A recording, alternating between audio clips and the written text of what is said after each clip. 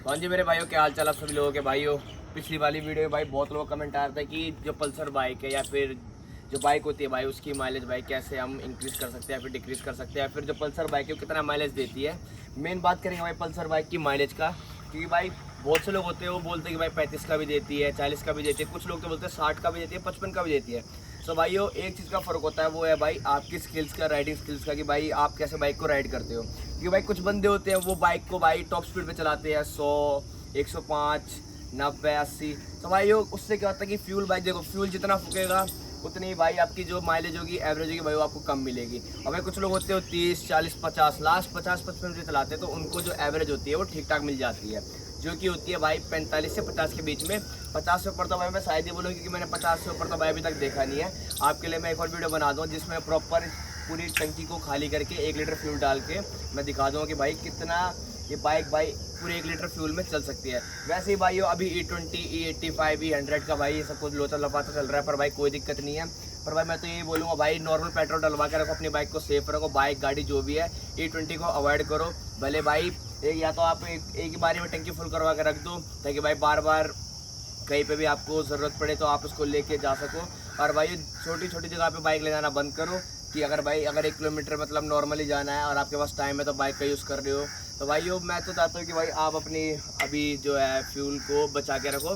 लेकिन भाई फ्यूचर में अगर कोई भाई फ्यूल या फिर पेट्रोल के जो वो होते हैं प्राइसेस वो डिक्रीज हो जाए तो बच के रहें। तो भाई अभी तो मैंने इसकी जो है टैंक फुल करवा रखा है। भाई कैमरा मैन एक बार इधर आके भाई दिखा दे। तो भाई अभी भाई इसका फ्यूल पूरा है भाई ऊपर तक। और ये मैंने अभी टेस्टिंग करी थी इसकी, ये थी 1769 पे थी, और अभी मैंने 1870 चला दिया, और अभी भी इसका एक डंडा भी कम नहीं हुआ है। और भाई मैंने इसमें डलवाया था नॉर्मल जो स्पोर्ट्स बाइक में फ्यूल डलवाते हैं वो वाला फ्यूल डलवाया था पूरा, ये रेड कलर का होता है, आपको दिख रहा होगा। ये मेरे को पड़ा था 111 रुपये लीटर। और ये फ्यूल भाई मेरे को तो अच्छा लगा, क्योंकि इससे भाई बाइक की जो स्पीड है, जो बाइक की भाई नॉर्मल जो एवरेज दे रही थी उससे कहीं ज़्यादा दे रही है अभी ये फ्यूल। जो नॉर्मल मैं E20 पेट्रोल डलवाता था उसके मुकाबले तो वो पेट्रोल तो भाई बिल्कुल ही बहुत ही ज़्यादा बेकार पेट्रोल था। उससे मेरी बाइक में भाई एक तो पहली बात तो बहुत ज़्यादा मिसिंग मार रही थी। मिसिंग के बाद भाई वो क्या कर रही थी, दूसरी बात की उसकी जो पिकअप स्पीड होती है, जो स्पीड होती है वो भी अचीव नहीं हो पा रही थी, टॉप स्पीड तो अचीव नहीं हो पा रही थी। बाकी मैंने इसकी टॉप स्पीड भी अचीव की है, 107 ये तक चली जाती है। उसके बाद का पता नहीं भाई, कोई अपग्रेड करके करवा देते होंगे लोग, बट मैंने इसको 107 तक अभी अचीव करा हुआ है।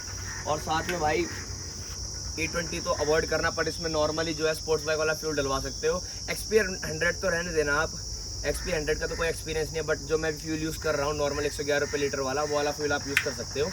और अभी तो मैं इतना ही बोलूँ कि भाई जो आपकी बाइक की जो नॉर्मल जो एवरेज होती है वो आप वैसे ही कंट्रोल कर सकते हो अपनी स्पीड से और राइडिंग स्किल्स से। कुछ बंदे होते हैं भाई ट्रैफिक में भी बंदे बिल्कुल थ्रोटल देते रहते हैं, क्लच दबा के गियर पे बाइक तब भी थ्रोटल दे रहे हैं, वो सामने दिख रहा है कि भाई 2-3 मिनट तक भाई अभी जाम है तब भी। तो भाई ये किस लिए दे रहा है कंपनी ने, चुपचाप नॉर्मल इसको ऑफ कर दो, क्लच छोड़ दो, आपका फ्यूल भी बचेगा, टाइम भी बचेगा, और आपकी भाई एवरेज भी अच्छी आएगी। और कुछ लोग होते हैं भाई नॉर्मली, एक तो था हाईवे पे जो भाई बाइक अपनी बजाज से आती है, बजाज वाले पहले एक सिंगल पीस जो है वो हाईवे पे टेस्टिंग करते हैं, और हाईवे पे भी अच्छी एवरेज आती है, क्योंकि हाईवे पे कोई जाम नहीं होता इतना। नॉर्मली जो है बाइक्स को भाई नॉर्मली हम जब रोड्स पे चलाते हैं, जाम्स पे चलाते हैं, तो भाई वहाँ पे पता लगता है बाइक की एवरेज क्या है। तो भाई इस बाइक ने मेरे को 33 का भी एवरेज दिया है, नॉर्मली 45 का भी एवरेज दिया है। पर भाई यही है, बाइक को जितने आराम से चलाओगे, जितने प्यार से चलाओगे, उतनी आपको एवरेज मिल पाएगी। अगर आप ये सोच रहे हो कि भाई बाइक को भाई ज़्यादा भगाऊंगा या फिर बाइक को बिल्कुल ही बहुत कम की स्पीड पे चलाऊंगा तो एवरेज ज़्यादा मिलेगी। भाई देखो कम पे चलाओगे तो एवरेज आपको एवरेज तो मिलेगी, पर भाई एक नॉर्मल स्पीड होती है बाइक की, वो आपको गियर के साथ चलानी पड़ेगी, वरना आपकी जो गियर बॉक्स है उस पर बहुत ज़्यादा लोड पड़ता है। तो भाई मैं तो यही बोलूँगा कि बाइक को नॉर्मल स्पीड पे चलाओ। अगर आप ज़्यादा इमरजेंसी में तो कोई बात नहीं, पर बाइक की जो किलोमीटर है वो पर लीटर के हिसाब से वो आप अपने ही ड्राइविंग स्किल से निकाल पाओगे, जैसे आपकी ड्राइविंग स्किल्स है। विदाउट ड्राइविंग स्किल्स आप बिल्कुल एवरेज निकाल ही नहीं पाओगे। आप इस बाइक से चाहे तो आप 25 का भी एवरेज ले सकते हो, बस इस बाइक को आपको कुछ नहीं करना, 70-80 की स्पीड पे चलाते रहना है, और नॉर्मली क्लच दबाओ और थ्रोटल देते रहो। अगर आपके पास पैसे ज़्यादा है तो आप ये सब कर सकते हो। बाकी अगर जिस बंदे को जो भाई नॉर्मल ऑफिस में ले जाते हैं बाइक, या फिर उनका नॉर्मली बाइक्स का ही काम है, ब्लिंकिट या फिर और भी चीज़ों के लिए बाइक्स का यूज़ होता है, अभी मैं तो उनको यही बोलूँगा नॉर्मल अपनी 50 से 55 की स्पीड में चला, आपका काम भी हो जाएगा, आपको अच्छी एवरेज भी मिल जाएगी। और 125 सीसी के सेगमेंट में सबसे बेस्ट बाइक भाई मैं बताऊँ यही लगी। और वैसे आप ये है इसका मिड है, टॉप मॉडल नहीं मिड मॉडल है, इसके हिसाब से भाई मेरे को सबसे बेस्ट बाइक यही लगती है। और पिछली वीडियो में भी लोगों का ज़्यादातर यही कमेंट था और उसमें रिस्पॉन्स भी अच्छा है, तो मैंने सोचा भाई एक और वीडियो बना ली जाए, लॉन्ग वीडियो इस चीज़ के ऊपर। तो उनका यही क्वेश्चन था कि भाई ये बाइक कितना ज़्यादा भाई वो देती है आपको एवरेज। तो भाई मैंने तो उनको भी कमेंट में रिप्लाई में यही बताया था कि भाई अपनी ड्राइविंग स्किल्स पे भाई फोकस करो, और साथ में भाई कौन सा फ्यूल डलवा रहे हो उस पर, कि भाई फ्यूल प्लस ड्राइविंग स्किल्स ये दो चीज़ मैटर करती है बाइक के एवरेज के लिए, ऑन एन एवरेज के लिए। और भाई कुछ बंदे बोलते हैं हमने 70 का दिया है, 75 का तक, कि भाई 75 तो भाई बहुत मुश्किल, भाई स्प्लेंडर थोड़ी ना है, स्प्लेंडर वाला इंजन नहीं है इसका भाई, स्प्लेंडर से ज़्यादा बड़ा इंजन है इसका। तो उसके हिसाब से भाई 70 तो आप भूल जाओ, 70 तो शायद ही देगी, बहुत रेयर चांस है कि भाई 70 दे देगी।